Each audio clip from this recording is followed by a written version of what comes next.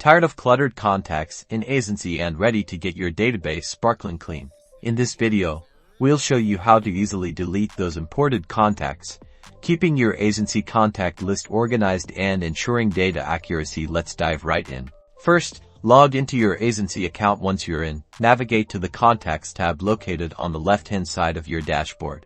You'll now see your entire contact list. To delete specific contacts, simply check the box next to each contact you want to remove. After selecting all the contacts you want to delete, look for the Actions button, typically found at the top or bottom of the contact list. Click on it. A drop-down menu will appear. Select the Delete option.